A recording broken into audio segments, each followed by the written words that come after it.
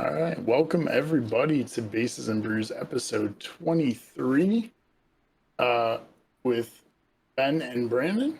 Uh, this is our weekly podcast where we talk about baseball and beer. We stream the show live on twitch.tv/Bases and Brews every Friday, 6 p.m. Pacific, 9 p.m. Eastern. Come give us a follow over there. Watch us live. If you watch us live, you get to watch our post show every week. We usually do about 20 minutes after each episode. If you can't catch us live, no big deal. You can watch us on YouTube or listen to us on podcast services, pretty much anything except Apple Podcasts. Just search for the channel Bases and Brews. You can also give us a follow over on Twitter at Bases Brews to get some baseball news and some updates on the podcast. So how are you doing this week? This week has been actually real busy at work, but outside of that, it's been a great week of baseball. Giants are on a 5-win streak right now. Yeah. So I'm feeling pretty good. I mean, understandable. How you doing? Okay. Very busy day at work, so I'm very tired today. At least we get to get into something that's a lot of fun today. Yeah, we had the two people I usually work with today called off. Oh, that's and brutal. So I basically had to do my job by myself today, and it sucked. Oh, that's tough. But it is what it is. We're here now. All right. Man, this episode tonight is going to be so much fun, dude. I'm stoked for this one. Yeah, it's gonna be a good one. I'm excited. What are you drinking this week? So I'm actually finishing up that 4-pack I bought last week. I got that Yellow Rose Smash IPA. Nice.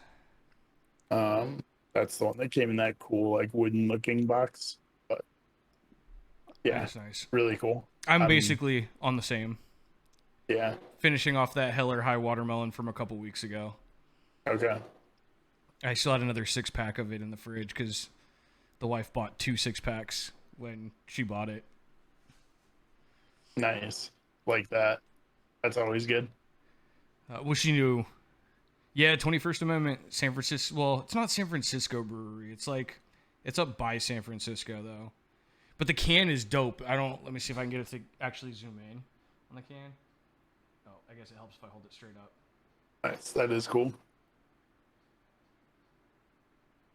I keep tilting it sideways. That is the one thing I wish I had autofocus for. Haha. Autofocus for the win. But no, I love these and I love the cans. It's a good beer. It's a wheat beer, flavored wheat beer. It's pretty good. Yeah. Yeah, I've had 21st Amendment, but not that one, I don't think. You probably wouldn't like it because you don't like the like fruit flavored stuff. Yeah, and it's got to be really subtle if it's a fruity beer for me to like it. This one isn't really in your face, but it's definitely not like subtle either. Like it's not overbearing, but it's definitely there. Right. But yeah. All right. Well, let's get into some stuff. Throw our teams out there for hot and cold. All right. So yeah, cold Orioles, Diamondbacks hasn't changed. The Diamondbacks have the worst record still. Yeah, the Diamondbacks are just bad. Me and the wife were looking at it the other night. It's bad. But the Orioles are 1-9 in their last 10. Ooh, that hurts. Who's worse, honestly? The Diamondbacks are 3-7 in their last 10. And they just beat the Padres. Yeah. I think they were playing the Padres last night and they beat them. Hey, I'm okay with it. All I know is the Padres keep falling and falling and falling. So outside of the Giants, I was liking kind of how my NL West standings were predicted at the beginning of the year.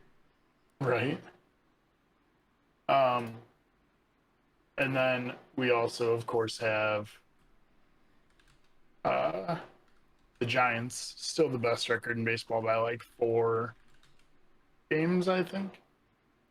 And then the Phillies are 9-1, I think, in their last 10. Oh, I'm okay with that. Well, no, they have. 8-2. I Sorry, was 8-2. going to say they lost 2 to the Dodgers, so I was going to say they had to be a little worse. Yeah. Than that. Yeah, 8-2 over their last 10 games. Yeah, Which I'm okay pretty because solid. they just won last night and they beat the Dodgers, which means the Dodgers lost another game. Let's go, baby. Yeah. Dude, the Giants right now are 5 games up in the NL West. Yeah. That's nuts. Still the best team in baseball. Yeah.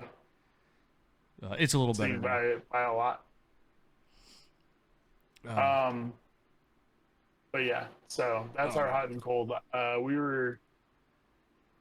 was busy this week, so I didn't really get much as far as players. I didn't see anything spectacular that I Right, heard of happen exactly. this week that would warrant being on the list.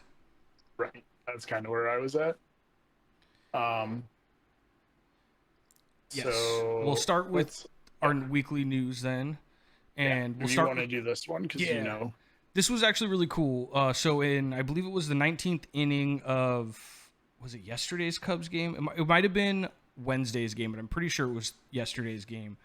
You had siblings that were battery mates, and it's only the 16th or 17th time in MLB history that has happened, which that actually surprises me that number is that high.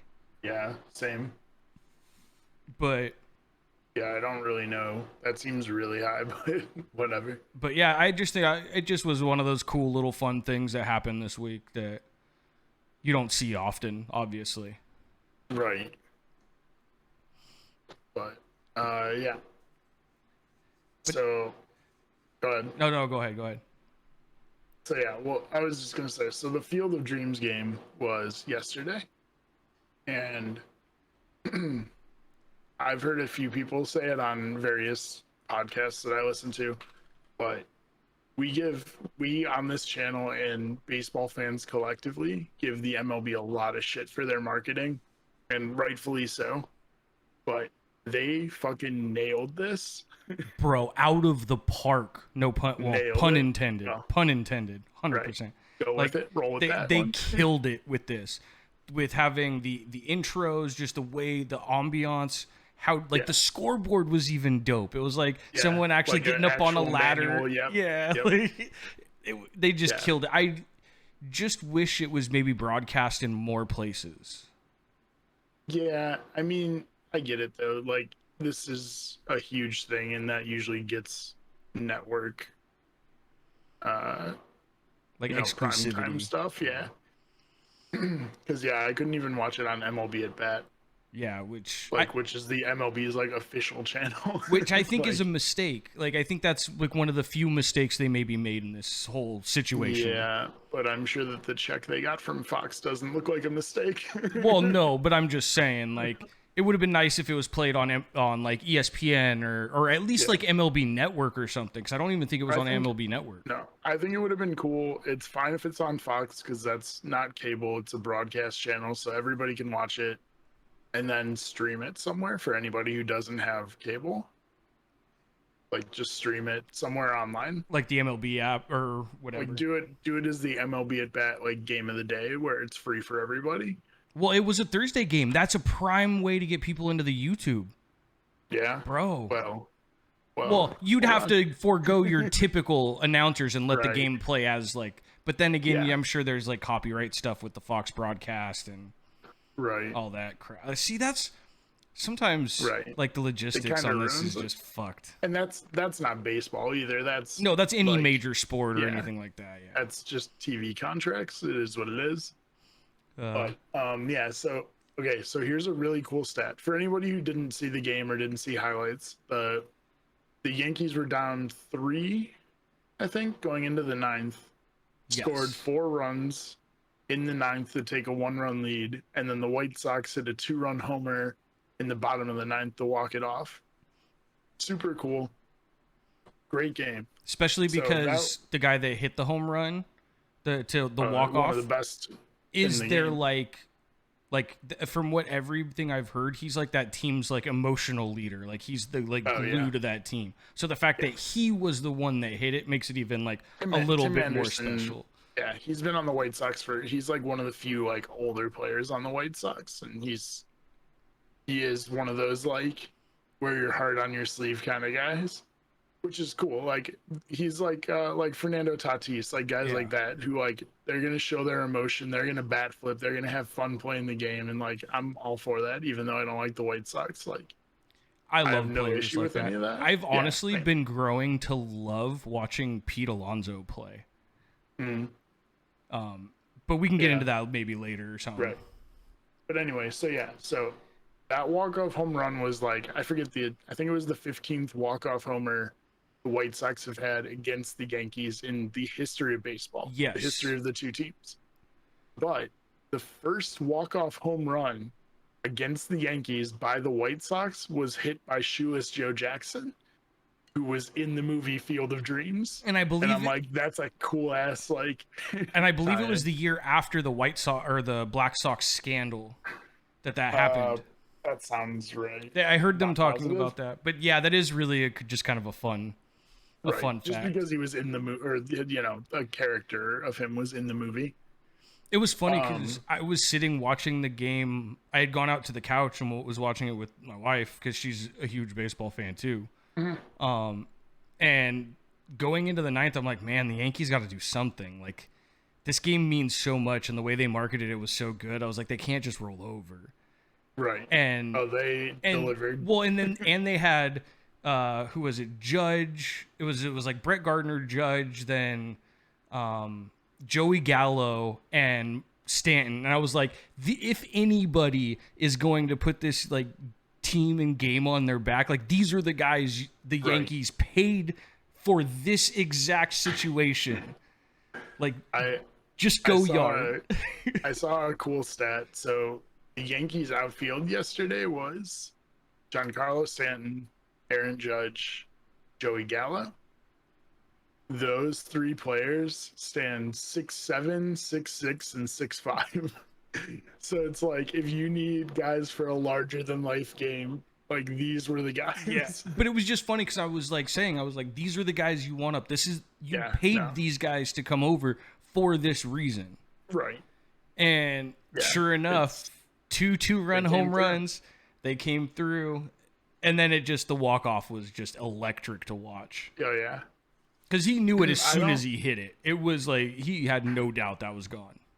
I don't know when you started watching, but did you see the interview with Garrett Cole? I saw that it was happening, but I had it up on a monitor like during most of the game, so I wasn't listening to a lot of the like mid-game talk. So like, I don't know, the interview was fine, whatever, but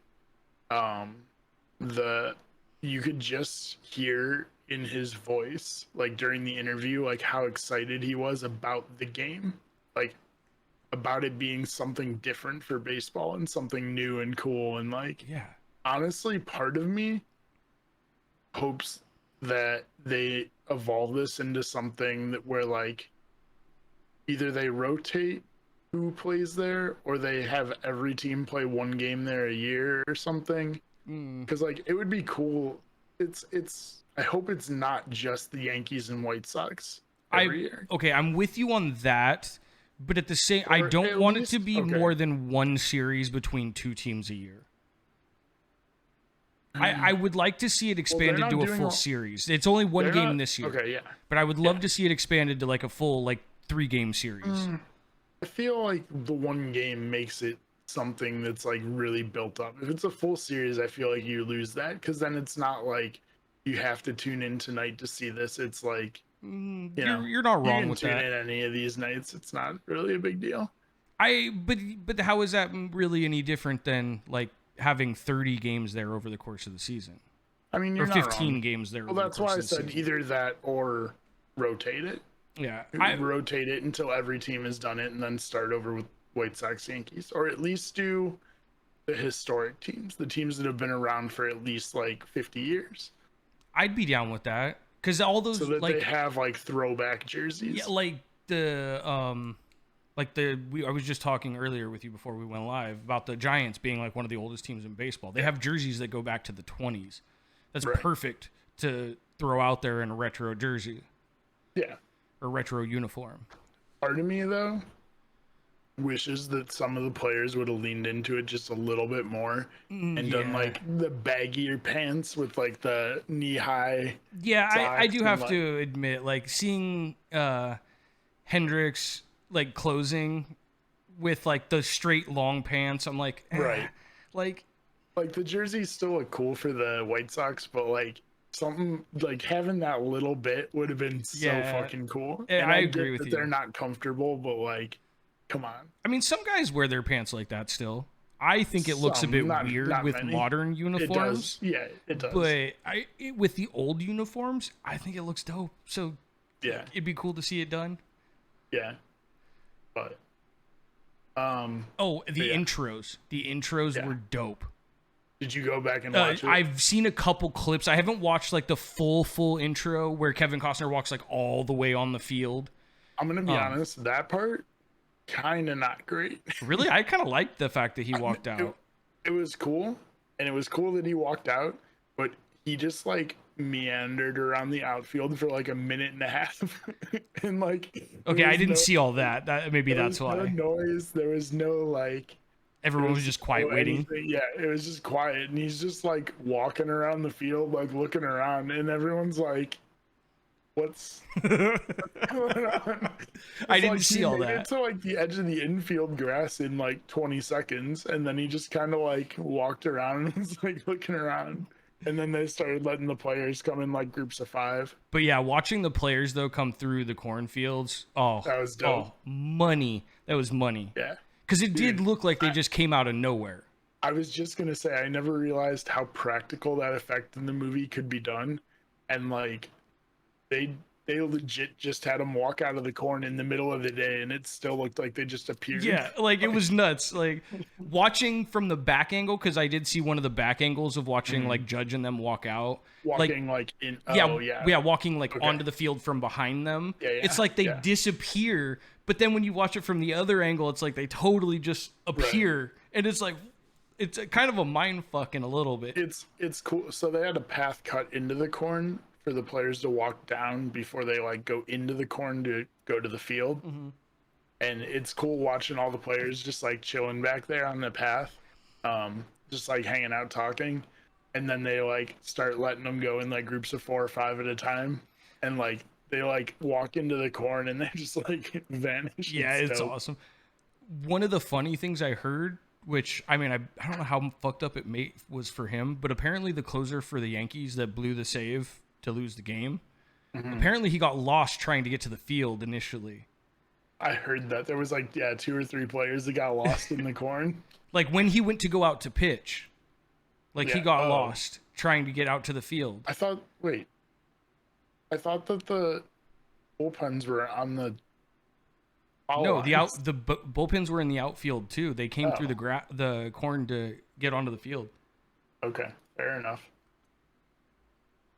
But yeah, I mean, watching the ending, it didn't like take a long time for him to come out, so I don't think he like got way lost. Right. But like, I think he was like, "Whoa, wait, do I go this way or that way?" Right.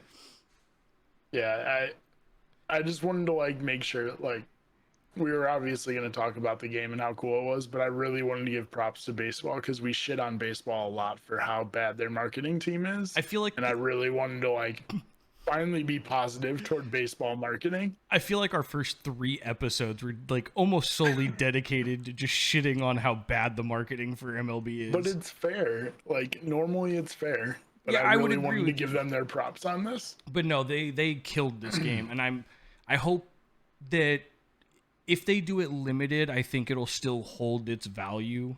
Yeah. But I think if they do too much of it, if they try to just shoehorn it all the time into... Yeah.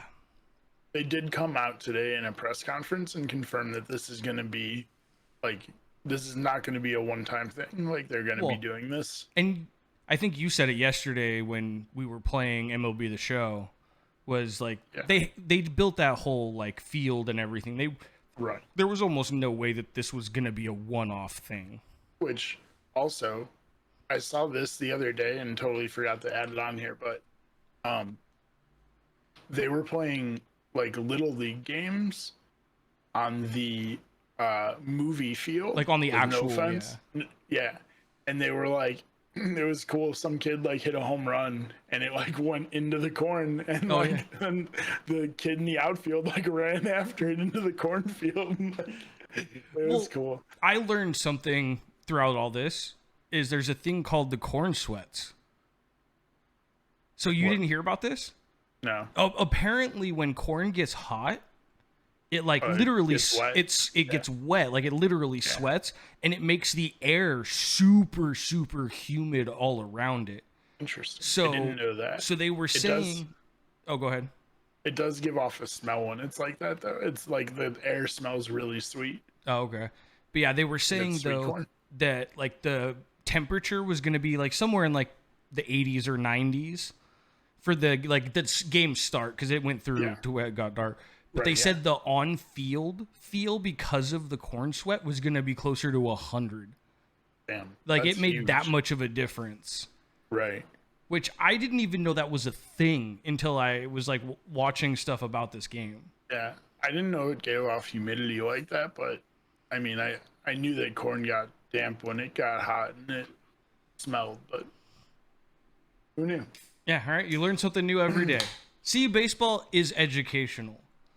Right. But yeah, it was really fun to watch, even though I missed a chunk of it. Just wasn't home, but yeah, it was a lot of fun to watch. Yeah, I was bummed I missed the intros because I was still at work, but I'm glad I got at least to see some of the clips of it. Yeah. And for anyone who didn't see or that plays video games, nice. This is the best thing I like about this cup. That's pretty sick. If you own MLB The Show, you can do some stuff in game and unlock the field. Or if you're playing exhibition games against your friends, you can just play on the field. They actually put it in the game, and me and Fire and Wicked were playing last night, and it was a lot of fun. Yeah, we'll have to play. I'll get some scenes put together this weekend. We'll have to play some on stream. For sure. But now that we got, and then anything you want to throw in with just what you watched with the... No, I think pretty much covered it. It was a lot of fun, and good job, baseball. Yeah. Killer job, baseball. I hope they do more stuff like that, to be completely honest. Yeah. Maybe not that exact thing, but like I hope they take the way they marketed this and kind of expand that to other things. Yeah, I totally agree. I don't know exactly what else you could do, but yeah. Well, because you're playing off of like one of the biggest baseball movies all time. People that aren't even baseball fans have seen it, so there's crossover. But they did something right, and I just hope they keep on that path. Right. Yeah. Learn from this and how you marketed this and actually came through with it, and then build on that with your marketing team, because, yeah, it needs to be improved. But since we had this game, we decided yesterday that how could we not do our own Field of Dreams teams? Yes. So, a couple caveats to our teams. We only picked players that were deceased, because that is the whole purpose of the movie, is, dead players living on this heaven of a baseball field. Right. If you haven't seen Field of Dreams, go watch it. Yes. It is one of, I think it hit, I honestly don't even know if I put it in my top 10. It was top 3, I'm pretty sure, on my list. I think I left it off just because I knew it was going to be on yours. Yeah. But it's one of the best baseball movies ever made. If you haven't watched it, please go watch it. Killer movie. Yeah. It holds up too. Yes, it really does. Well, I mean, it's James Earl Jones and Kevin Costner. Dude, James Earl Jones, man. Yeah. But so we are going with deceased players only. And, I mean, really, that's the only criteria. I know my list is all Hall of Famers. That wasn't a requirement, but mine is. Yeah, I'm pretty positive my whole list is. At least all but maybe one or two I'm not sure of. Okay. So I figure we'll start with the pitchers, and then we'll go catcher, and then we can do infield, outfield. Just do one the way the bases are numbered is how I was kind of planning. That's actually kind of what I was thinking too. Yeah. All right. So go ahead. You can start with your starting pitcher. Okay. So I told you before we started that I cheated. Oh, God. This is where I cheated. Oh, no. I put Babe Ruth as my starting pitcher. Okay, that is kind of a cheat, but because I was not fully. Okay. Spoiler: there's a lot of incredibly great, historically, some of the greatest players in baseball history. Almost all played the outfield. There's a vast majority of them, yes. So I was like, okay, how can I get Babe Ruth without having him in one of the outfield spots? Because I had my outfield locked down. That's good, because he's not on my list at all, even for the outfield. Okay. Oh, all right. I did have an honorable mention on this one, and that's the homer in me, Mel Harder, who is one of the greatest Indians pitchers of all time, and I've met him. Side story, when I was in Little League, I was probably about 11, maybe 12. My town where I grew up got a baseball field built, and it was called Mel Harder Field or Mel Harder Park. And Mel Harder and Bob Feller and a couple other like historically great Indians came for like the opening ceremony, and I got to play in the opening game at the field, and like all these great players were there and stuff. It was like one of the greatest moments of my baseball career, like playing baseball in front of like some of the greatest players to ever play the game. Like that's super cool. Sorry, I was being really quiet so that I could cut that out for a clip later. Oh, you're good. But yeah, that's why like I put Mel Harder on my list, because like I have that connection to him, and I like met him and have his autograph, and he was like one of the coolest guys ever. That's granted, really I was 12, so like maybe he wasn't, and I just don't know any better. But so mine, I'm not gonna lie, I kind of cheated on my starting pitcher too.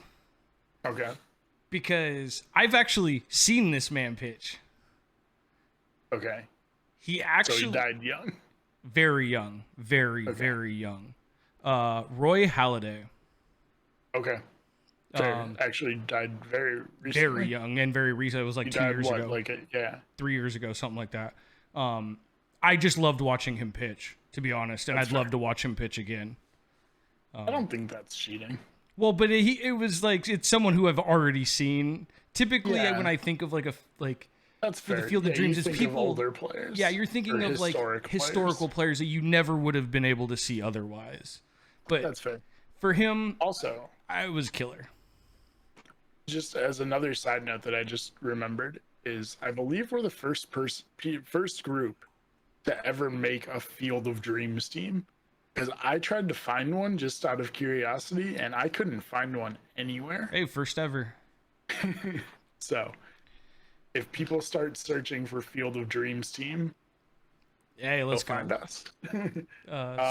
Did you get a chance to get a closer? I did get a closer. Okay. And I picked him mostly because of his name.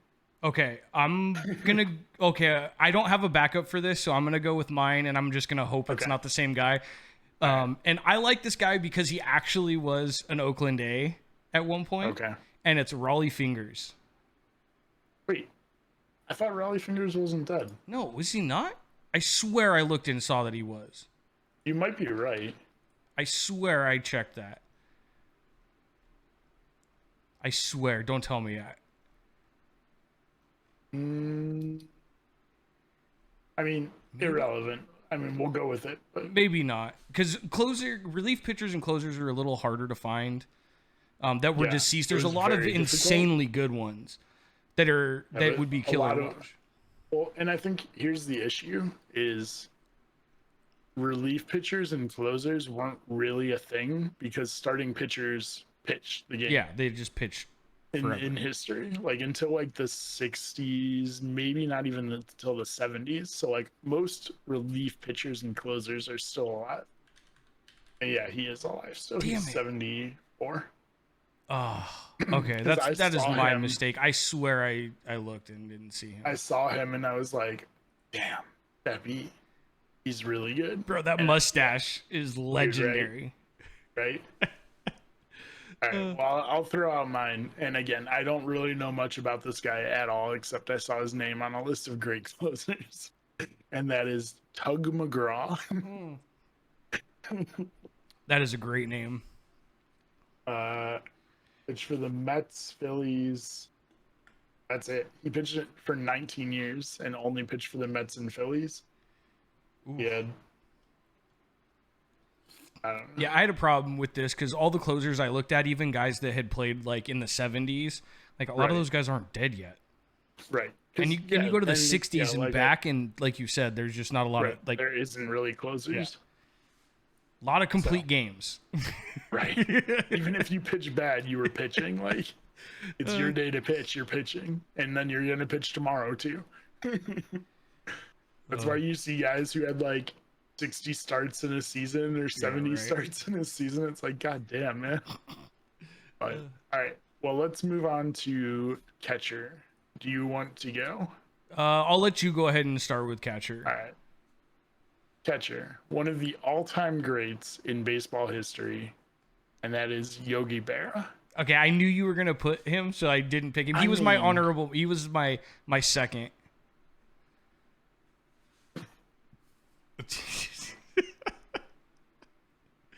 Oh, but yes, Yogi Bear. Like, there's not really a whole lot that needs to be said about him, is there? No, I mean literally one of the greatest players in the history of baseball. I honestly, he's my like 1A to the guy I'm about to say. And that's Roy Campanella. Okay. Yeah. He would have been my replacement probably if so, like, yeah, me and you were thinking very much a 1A, 1B type thing right there. Yeah. But Roy Campanella is another legend. A lot of people don't know also of him as much. Here's a little fun fact for you. In chat, Scrump said Tim McGraw's uncle. I'm assuming is a joke. It's actually Tim McGraw's dad is Tug McGraw. No shit. And he didn't meet him until he was 11 years old. That was the first article that popped up. Okay. Wow. So he actually, I think he actually might have known that too. That's a funny thing. That wasn't a joke. That was actually like, that's anyway. But yeah, it says didn't meet him until he was 11. Anyway. That's crazy. But Roy Campanella played for the Brooklyn Dodgers. Played for 10 years. Legend. A lot of my guys, well, not a lot, but there's quite a few of my guys that will kind of revolve around the Giants and the teams I'm familiar with. Yeah. All right. Let's move on to first base.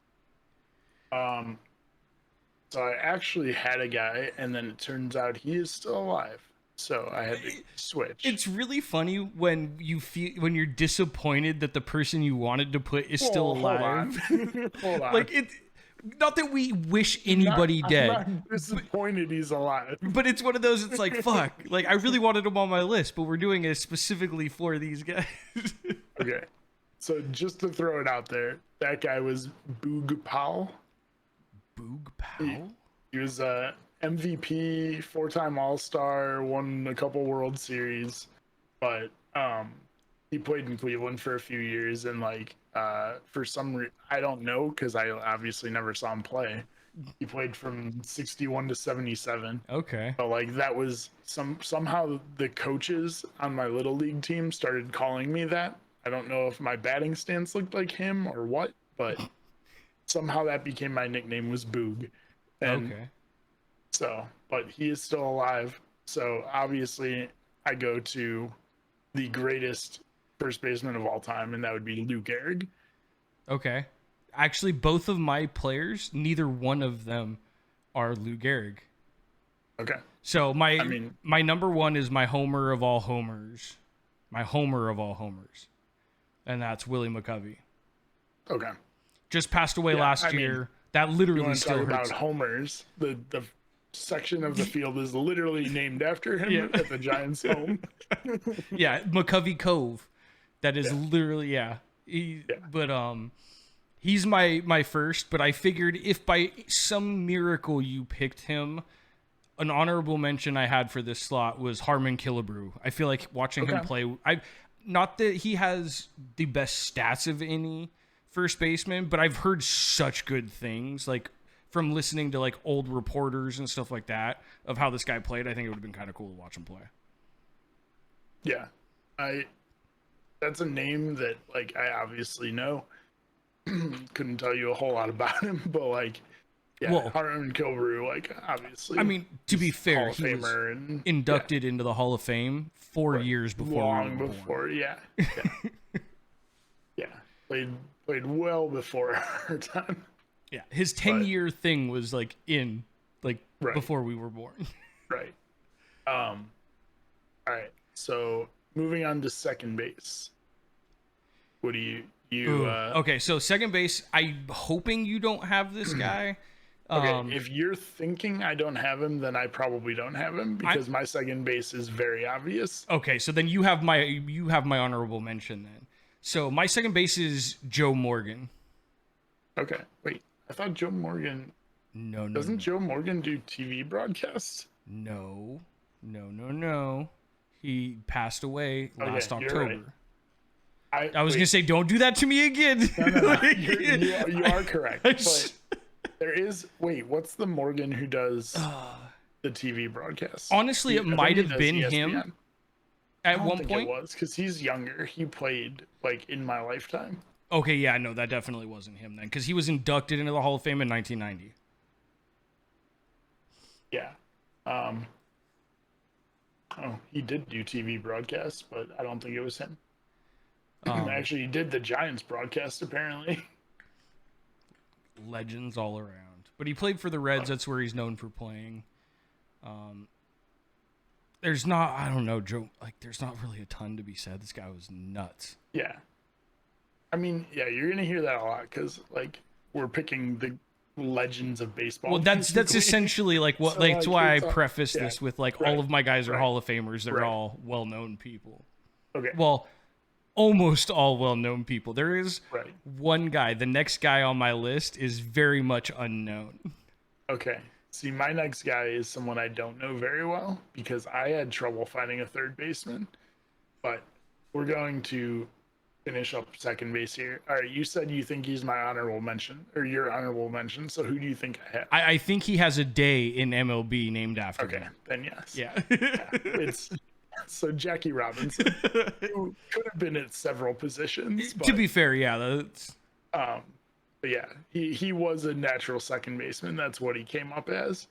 And yeah, just I mean, like you said, what else can you say? I mean, like, it's Jackie Robinson. Everybody knows Jackie Robinson. He has a day. He's the only player with his number retired across all of baseball. Like, it's Jackie Robinson. Like, what else? Like, one of the greatest, and not only that, but like one of the groundbreakers in integrating the league. Oh yeah, as far as like social awareness is concerned, he's the best player. Yeah. For all of baseball. I was actually curious when I added him to the list. I was like, man, I actually don't know a lot about him after he retired. And it turns out like he was going on marches with like Martin Luther King and stuff, and like, damn, that's super crazy. Involved in that. So like, really cool. I actually didn't know that. That's nuts. I didn't either, because like I know about him breaking the color barrier in baseball and like all that, and his career and how good he was and all that. But yeah, I had no idea what he did after baseball. To be completely fair, I think the only person that you heard a lot about, like legend-wise, older players that played in like the 50s, 60s, maybe even 70s.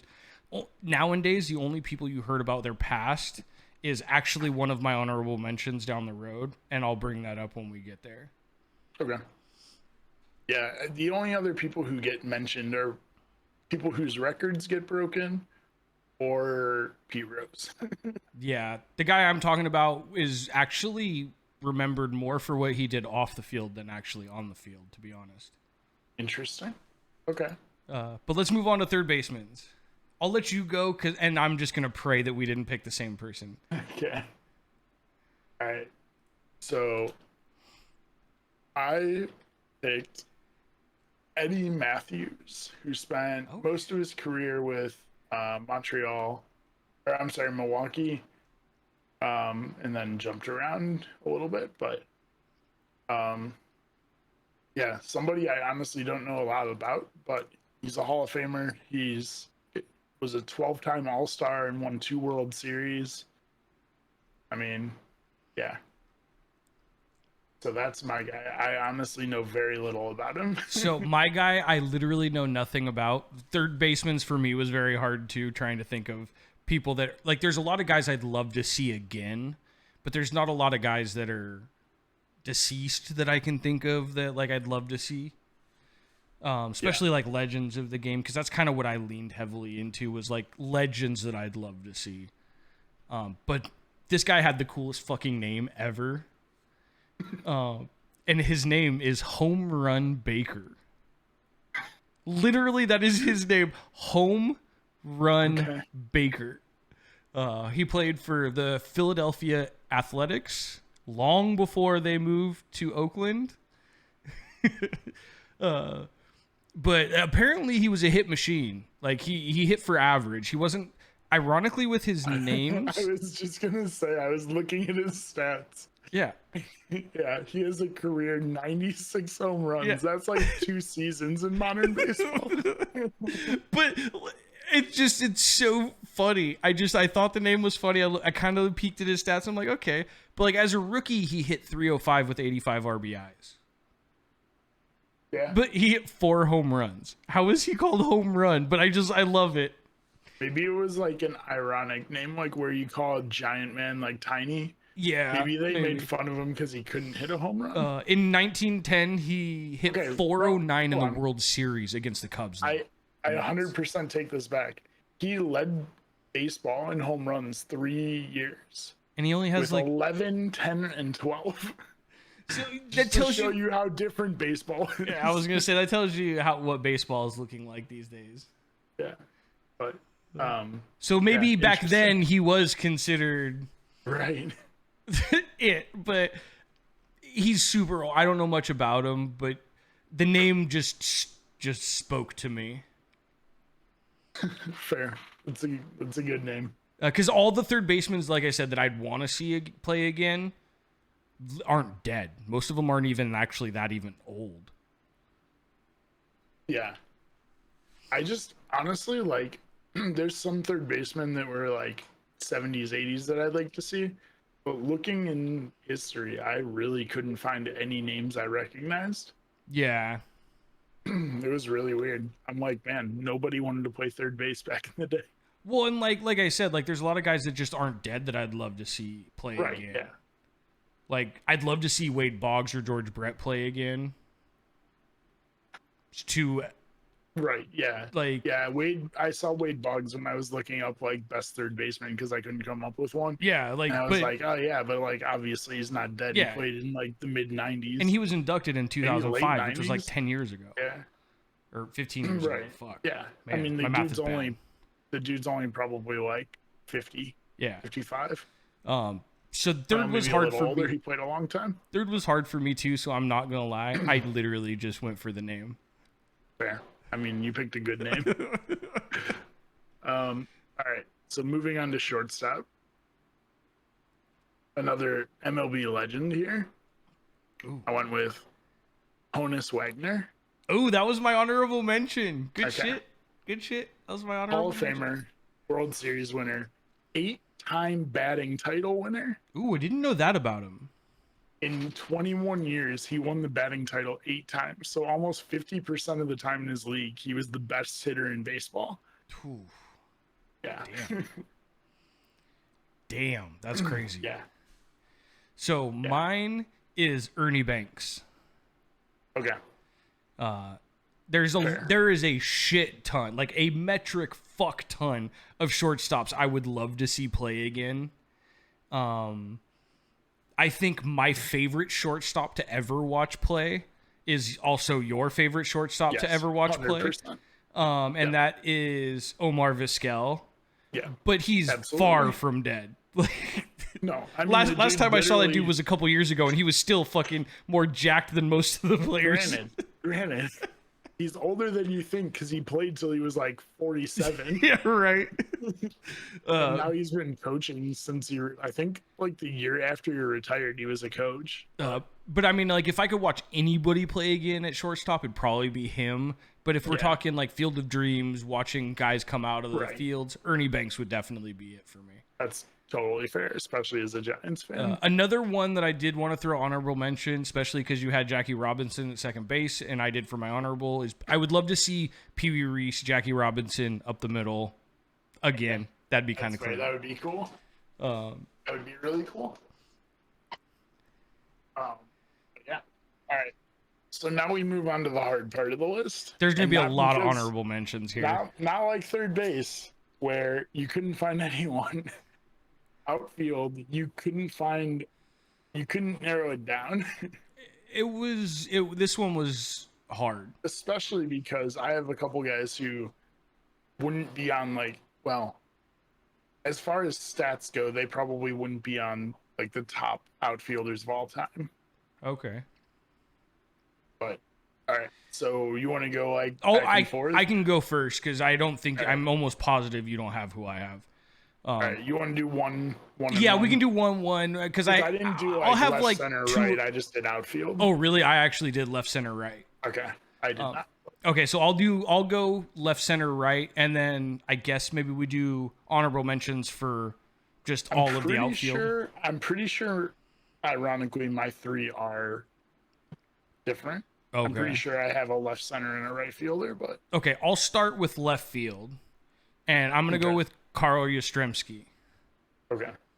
And honestly, this has a lot to do with the fact that I think it's his grandson. Yes. Plays for the Giants, and he's actually having a pretty good year.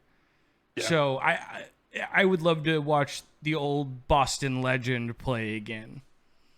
Because honestly, the game where the Giants actually played in Boston was dope as shit.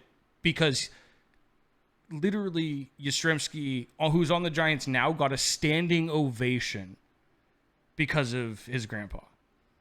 Yeah. Like, that is nuts. Like, they respected that man so much, and he was so good that they showed his kin that much respect. Yeah. I don't know. It was just kind of cool. And he played left field, which was his, grandpa's position. Right. So it was just cool. Yeah, so Carl Yostremski would be like the guy I'd like to see out there. Okay. Okay. I am gonna go for you said left field? Yeah, that's left field. Okay. Yes, I do. I just was double checking that I had a left, center, and a right. Ironically, I do. Not by choice, just coincidentally. All right. Left field. Most people would consider him the greatest pure hitter in baseball history. And that would be Ted Williams. Ooh, okay. And pretty much everything I've ever read about him said like anybody who watched him hit just knew immediately like how good this guy was. Like he was just on a different level. That's actually totally fair. I had a feeling he might hit your list. That's also another reason why I went the way I went. Yeah. Because he wasn't even my 44. He wasn't even my honorable mention. Yeah. 19 years, 344 batting average, 482 on base percentage for 19 years in his career. That's unreal. Like he almost got on base 1 out of every 2 times. Almost. Yeah, that's insane. So, go ahead. I didn't know that they marked this on Baseball Reference. He is the history leader in on-base percentage. That Nobody in baseball history has a better on-base percentage. Okay, I mean, and it'll never be touched again because people are hitting like 210 right now with as long as they hit 30 or home runs. Yep, hitting 210 and striking out like 190 times a year. Yeah, we'll get into those strikeouts in a little bit. Yeah. But I have an honorable mention here because this guy I think would be a fucking fun to watch, and that's Willy Stargell. Okay, all right. He's a left fielder. I was gonna say no, he's another left fielder. Before we get into honorable mentions, do you want to knock out our main three, and then we'll just do outfield top mentions? Okay, yeah, we'll do that. We'll go ahead and do that. Okay. Right. But yeah, I didn't have him, but yes. Willy Stargell you said you had a left, center, right, so I figured I was safe with that. Yeah. But yeah, he would have been awesome. Yeah, those old school Astros jerseys. Bro, I just think he would be dope to watch. All right, let's move on to center field. Okay. You want me to go? Yeah, go ahead. You can go ahead and start center field. So this is somebody that I want to do a deep dive on this channel that we have talked about and we're going to do at some point, and that is Larry Dobby, which is Indians homer in me here, but Larry Dobby was the second African-American player in baseball history. Doesn't get any recognition because Jackie Robinson was the first, but he was the first in the American League, and he was also the first African-American manager in baseball. And yeah, just really cool dude. The Indians just put up a statue of him last year, and yeah, it's he's like really important in baseball, and not a lot of people know about him. Yeah, we definitely need to. We'll talk about how we can do that deep dive because I want to get into that too. So my center fielder is pretty I bet you could guess, and that's Joe Dimaggio. Okay. Yeah, he's one of my honorable mentions. So I have a couple, and honestly, one I wanted to pick over him, but I was just going to pick him, and we'll get into him in my honorable mentions. We also somewhat share a name, so we'll get into that too. Okay. All right. But I'm pretty sure that I have him in my honorable mentions. Probably. But Joe Dimaggio, this guy would be insane to watch. He's one of the best players to literally ever play the game. Yeah, of course. And these other guys that I've listed have been good and some of the best. Right. They're Hall of Famers, but I think Joe Dimaggio is kind of like Ted Williams. He's literally one of the best to ever play the game. Right. Yeah, there's guys like Jackie Robinson was an all-time great player, but he wasn't one of the greatest statistic baseball players. He was so much bigger than the game itself that not to say Jackie Robinson was bad. No, he was actually an incredible player. Incredible. But when you talk about statistically the greatest of all time, he's not on that list. Probably not, no. But same with Honus Wagner's probably not on that list. Larry Dobby's not on that list, but no. This isn't that list. This is guys we would want to see. Yeah, exactly. But, all right. So right field. All right, I'm gonna let you go first with right field because the guy that I think we both have actually seen. Maybe. Interesting. Yeah. So I'll let you go ahead and go. Okay, I definitely don't have him then. All right. So my right field is somebody who would have had one of the greatest baseball careers in history, except that he died while he was playing, not on the field, but in the middle of his career. Uh-huh. And that would be Roberto Clemente. So he was my honorable mention. And earlier when I said that there's a player that is known more for what he did off the field than on the field, that is this man right here. 100%. Not that he was a bad player. He was literally an all-time great. But he only played, I think it was 6 years or something. But he is known much more for what he did off the field than what he did on the field. Okay, I'm very, very wrong. I think he played 12 years.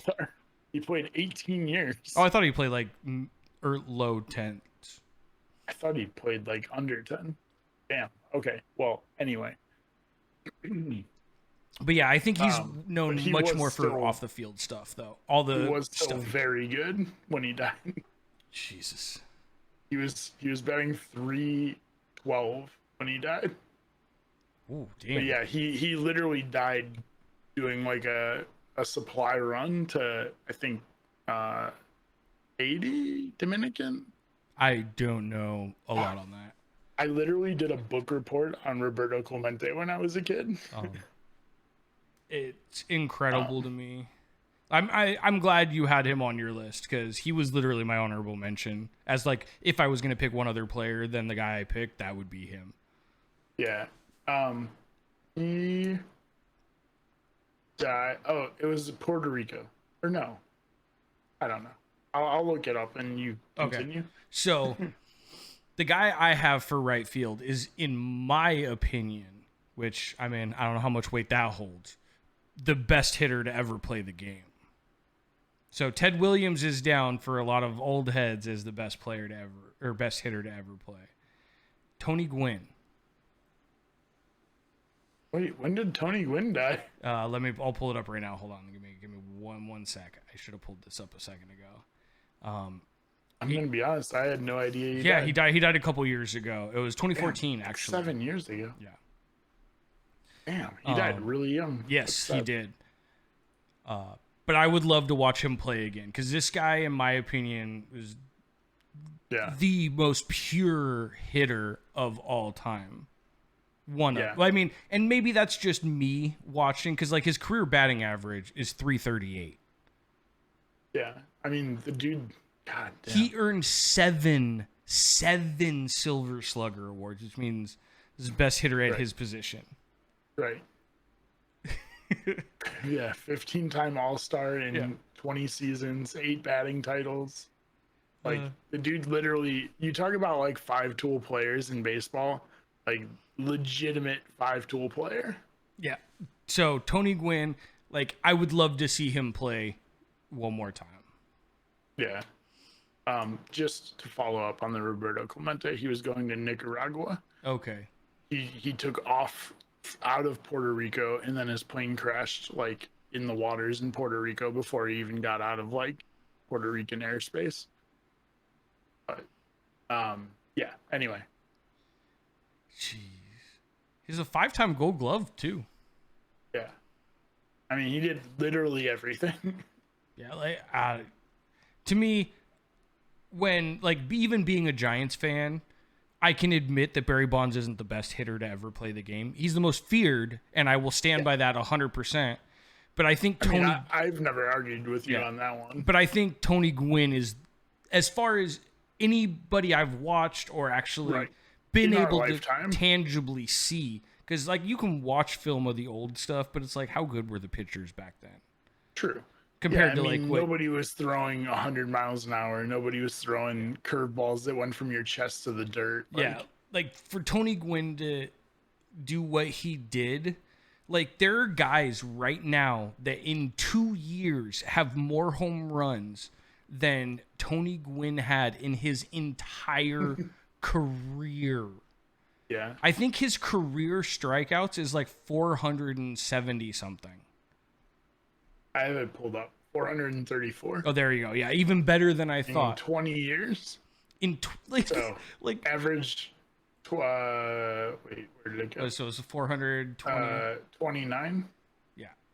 29 strikeouts a year. There's guys who are striking out 200 times a year. That to me is 10 times. Is insane. And this wasn't like a long time ago. This was like the 80s that he did this. Against some monster pitchers. Yeah. Yeah, no, it's really bad. Like man. But yeah, so Tony Gwynn would be my definite number one again. Like I said, it's almost a little cheating because we did watch him play, but like it's someone I'd love to watch play again. Yeah, I totally agree with that. Just to throw this out there, Yoan Moncada in 2019, which was the last full year, struck out 217 times, led the league. That's literally So, almost half the times. Almost 11 times what Tony Gwynn did on average for his career. That's insane. Yeah. Okay, so some honorable mentions. Okay. Yeah. You threw out Joe DiMaggio already. He was on mine. Yeah. I'll leave you the one I know you're going to do. So, I threw Hank Aaron on there. okay, yeah, he was mentions. one. And I had my okay, go ahead. Yeah. No, go ahead. Do you? Okay. My other one was Mickey Mantle. Ooh, that was another good one. He was he was my backup to Joe DiMaggio if you picked him. Okay. I actually have, well, at least had, I don't know if it's somewhere at my parents' house, but I had a Mickey Mantle baseball card that was like painted from like legitimately from back in the day. Oh, that's dope. It's worth like when I looked at it last, which was like 15 plus years ago, it was worth like $1,800. Damn. Yeah. That's actually pretty nuts. But I was like, fuck, I don't want to sell it. All right. So, do you have any others you want to throw out? Because I've got a few. I have the one that I know you're going to do because you told me already. Okay. I'll let you go with that one because I have about 3 others that I want to throw out. Okay. Well, I'll throw it out and then you can run with it. But Ty Cobb is my last one I have on there for honorable mention. It's my great grandpappy. You wish. Well, it's, you know what's funny is my last name is literally Cobbs. Right. And it's spelled Cobbs. His name is spelled Cobb. Yeah. Not the same. Just in case anyone's trying to do the math at home, those are not the same. It's close enough. It is close enough. Ironically, whoever his family was probably slave owners, because my ancestry comes from slaves. Well, I mean, okay. Here's some.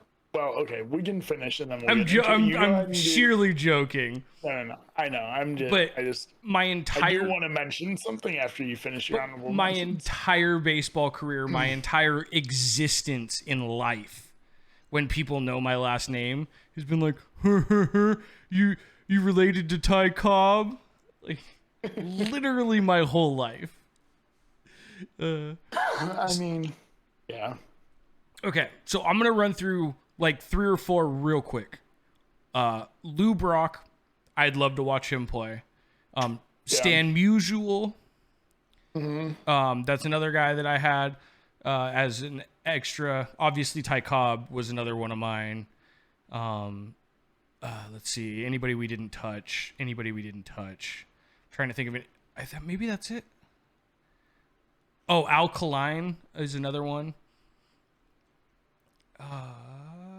Mel Ott would be dope. I don't even know who that is. You don't know who Mel Ott is? Mm-mm. Oh, I mean, he played a long ass time ago. He played for the New York Giants. He was a right fielder, obviously. I'm trying to look up his stats real quick. 304 batting average over his career. Almost 1,800 RBIs. Almost 1,900 runs scored. So, fun fact. Ted Williams has the best on-base percentage in history. Luke Cobb has the best batting average in history. 366 over 24 years. Wait, Ty Cobb or? Ty Cobb. I mean, 366, 24 years. But he also played, like, he was inducted into the Hall of Fame in 1936. Yeah. Like, it's really, like, I love to look at the stats of some of the older players because realistically, it's impossible to compare. Yeah, like, the competition these guys faced was nowhere near the, like, current competition. Yeah. Because if that 1936 is when he got inducted, that's way before the integration of the leagues and all that stuff. Like, because in my opinion, the integration of the leagues is when more so Modern when baseball. the actual like baseball started, when like real That's competition in baseball started. Right, when you actually had the best of everybody playing, Yeah, exactly. not just like the best white guys. Yeah, because honestly, when you look at the best, like truly like the best players against the best competition in baseball, I would bet most of them are not of the Caucasian persuasion. I honestly couldn't tell you. I mean, maybe that's a I'd reach. have to look at it more. I was gonna say maybe that. I honestly don't know. It's hard to judge too, because like modern baseball is so Hispanic based. I'd actually be curious. A lot of Dominican Republic and right, Dominican, Venezuelan, guys like that, Puerto Rican, I guess, if you want to count that. But it seems like all the top players are not American anymore. Ty Cobb hit 320 or better for 22 consecutive years. Yeah. And he hit over 403 times. Yeah. Could you imagine if someone hit 400 right now? I mean, it's a reach to get players to hit 300. Yeah. Like, those are like, there's only a few players who can hit over 300 anymore. That's very true. Okay, before we digress too far, this was, I have to say, I know our movies one was a lot of fun. This was, I think, my most favorite, like, list to put together of all the lists. Like, I had a full double list for this one. Yeah. This was a lot of fun. I'm glad we decided to switch to this. But the thing I wanted to mention was, like, it also feels weird. Like, I don't want to speculate anything, but also all the players who played before Jackie Robinson, it's like, were any of those people really good people? Like, I'm sure some were, but like, you hear stories about like Babe Ruth and stuff. Okay. Like, Babe Ruth was a dick. Let's save this for the after show. We'll end the episode here because I want to talk about that for a second, and maybe we'll set up another episode. But is there anything you want to throw on the fun that was putting together like an actual Field of Dreams team that you'd love to see? It was a lot of fun, and I do kind of wish that I was able to come up with more than just like some of the greatest players in baseball history, because like when I think about who I want to see play, it would be cool to see those guys play, just because I've never seen them, Okay, how about this? Next week we do our all-time list. Okay, that's what we were gonna do this week, right? We were gonna do our favorite players, but I mean like by position. Switch that from favorite to it's basically favorite, like, or do we just do like a combined list of like who we think is the greatest at this position in the history of baseball? We can get it. Maybe we'll get into that in a little bit. All right, yeah, we can talk about that in the post show too. But I'll go ahead and send us out here for this episode. Thanks everyone again for watching or listening. If you're watching live on twitch.tv/Bases and Brews, check out our YouTube. We upload all the episodes after, usually during the weekend. This week I was behind, but usually during the weekend. We'll go ahead and you can watch them if you don't get a chance. Or if you want to check some of our old episodes, we have a couple top 10s. I think we did top 10 movies, our top 5 overrated, underrated players. If you want to kind of see what we think on those, go check those out. Maybe any other episodes you missed. We got a couple months of a backlog on there at this point. It's crazy. It's been that long. It's like 5 months now. I know. Well, maybe not quite that long, but it feels like it's been forever. Because we're on 23, so 4 weeks a month. I guess you're not wrong. But if you're listening on any of the podcast services, Google Play, Anchor, any of those guys, we really appreciate you. And you want to come check us out live, we record this live every Friday, 6 p.m. Pacific, 9 p.m. Eastern on twitch.tv/Bases and Brews. If you want to get your opinions out there, if you're in the comments on YouTube and you want to tell us what your all-time Field of Dreams list would be, go ahead and leave it in the comments. be interesting to see what you guys think, if you think we're completely off. But on that note, I'm going to see you guys all next week for another episode of Bases and Brews. Later.